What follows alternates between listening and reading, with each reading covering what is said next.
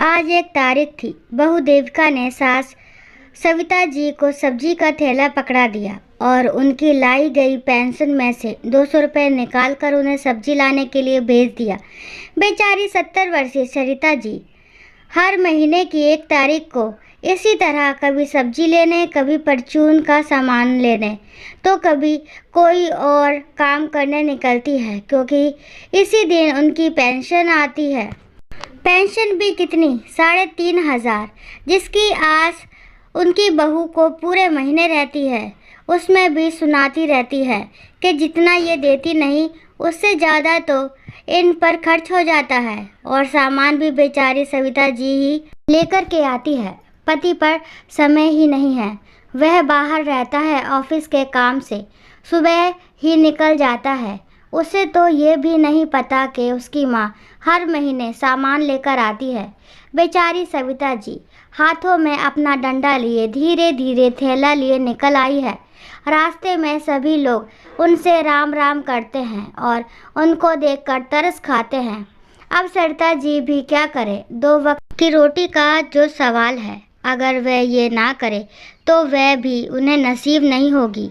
मन में खुद भी सोचती है कि 3,500 रुपये में उन्हें कौन रोटी खिलाएगा। वह सब्जी वाले की दुकान पर आ गई। सब्जी की लिस्ट तो बहुत बड़ी थी। अब 200 में इतनी सब्जियां आना तो बड़ा मुश्किल था, लेकिन सविता जी की उम्र को देखते हुए सब्जी वाले लिहाज कर जाते थे और उन्हें थोड़ा कम दाम लगाकर सब्जियां दे देते थे। सब्जी लेने के बाद सविता जी आज ज़्यादा ही थक गई थी, क्योंकि गर्मी बहुत थी। उन्होंने रिक्शे वाले को आवाज़ दी, बिटवा अर्जुन नगर चलोगे का? हाँ अम्मा चलेंगे। कितना रुपए लोगे? दे देना 20 रुपये। अरे यही पास में ही तो है, गली में। 10 रुपये ले लेना, ठीक है? अम्मा तुम कहती हो तो ले लूँगा। सविता जी का थैला उस रिक्शे वाले ने अपने रिक्शे पर रखा और उन्हें लेकर के उनकी गली में आ गया। बहू देविका ने आज ऊपर बालकनी से ही सविता जी को रिक्शे पर आता हुआ देख लिया। अब तो वह आग बबूला हो गई। जैसे ही सविता जी अंदर गई, वह हाँफ रही थी, आकर के वही गेट के पास बैठ गई। ले आई सब्जी?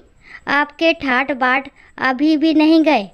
3,500 रुपये देती है, उसमें भी ये रिक्शे में आती हैं। दूर ही कितना है बाज़ार, उसमें भी रिक्शा करना पड़ गया। कितने फूक आई रिक्शे वाले पर?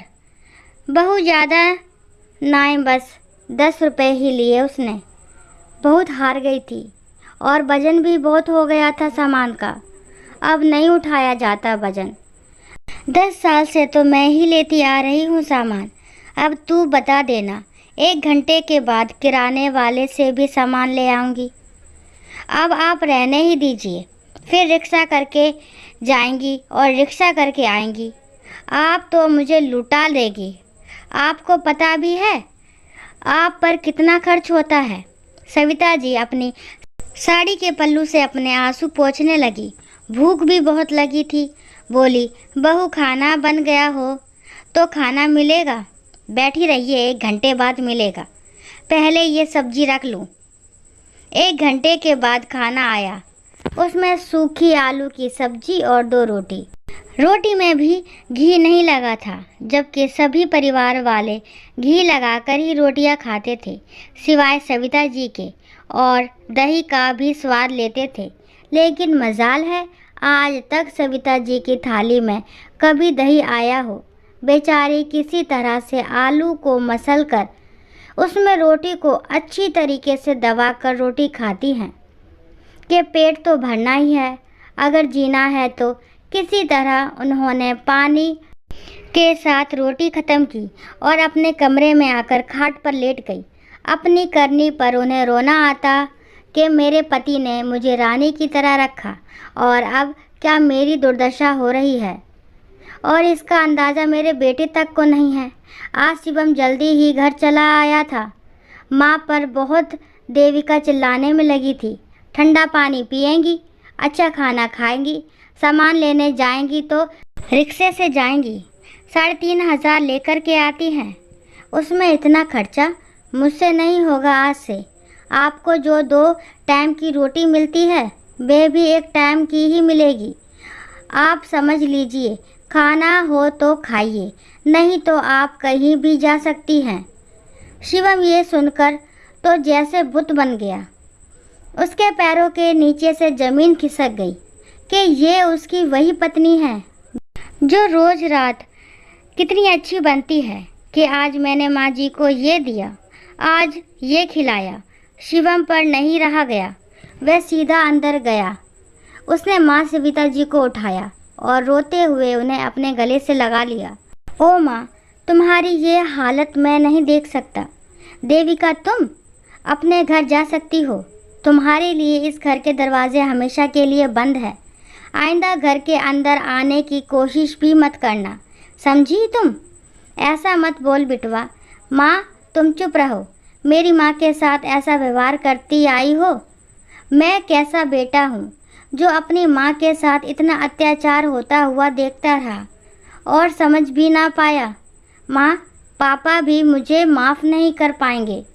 देविका तो जैसे सुन्न पड़ गई, शिवम के पैरों में पड़ गई। तुम भी इतना ज़्यादा कमाकर नहीं लाते हो।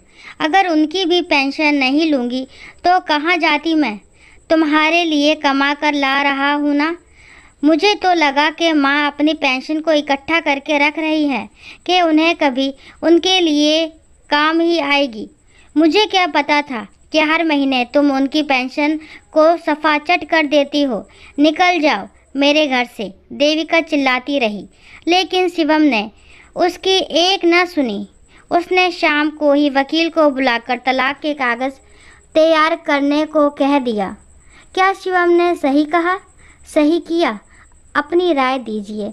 अगर कहानी पसंद आती है तो प्लीज़ मेरे चैनल को लाइक, शेयर और सब्सक्राइब करना ना भूलें। और कहानी को लास्ट तक सुनने के लिए थैंक यू।